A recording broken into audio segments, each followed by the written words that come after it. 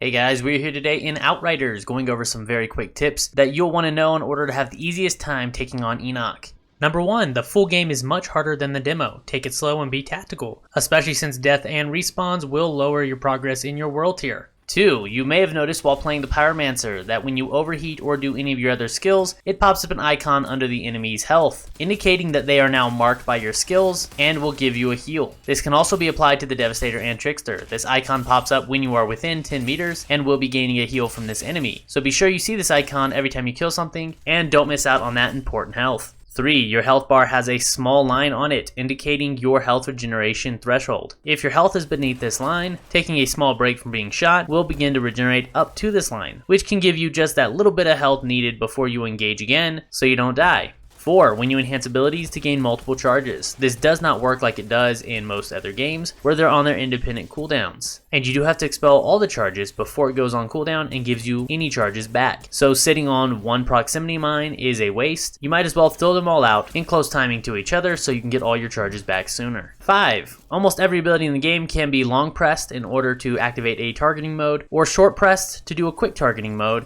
that will normally hit the closest target. The important thing to note here, like with the proximity mine or the turrets, is that it uses the same targeting arc, which means if you get good enough at quick pressing and aiming without using their targeting method, you can still throw them where you want to, or throw them pretty far and do it much quicker. 6, your melee skill has a cooldown at the bottom left of your screen that is indicated by your class icon. So instead of spamming away at that melee attack that is not back up, dodge around or throw another ability, and then you can just peek down at the corner real quick to make sure it is ready to go.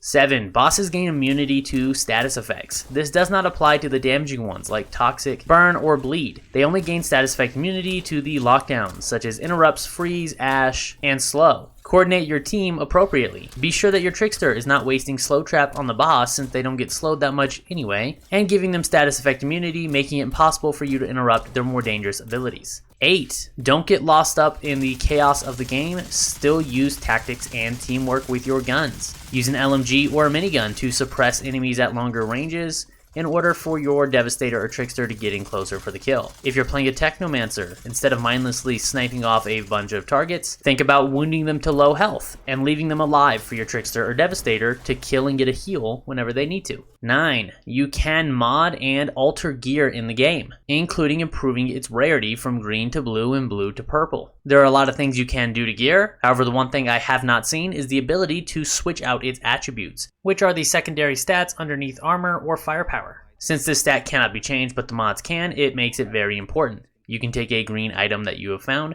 with the correct one like anomaly power and upgrade it into the blue or the purple category with enough resources and make it a decent piece of gear. So don't mindlessly disassemble and get rid of everything you loot. Green items can be better than what you are wearing if it has the appropriate stats on it, with enough resources spent into upgrading it. And 10, now that we have the full game and crafting is available, it can be tempting to disassemble everything because you are using a lot of materials. However, there is still really good gear to buy in the game, and it costs a ton of scrap. Make sure you're putting in some thought into what you sell and what you disassemble. If you are not low on that material or need that material at the moment, make sure you sell it so you can start building up scrap for these better items. And just as an added bonus tip, titanium is super important. Don't waste it on moving a mediocre piece of gear to purple or leveling up a purple that is not worth keeping. Hopefully some of these tips helped you out and will give you a better and smoother time in Enoch. Thanks for watching. I will see you next time.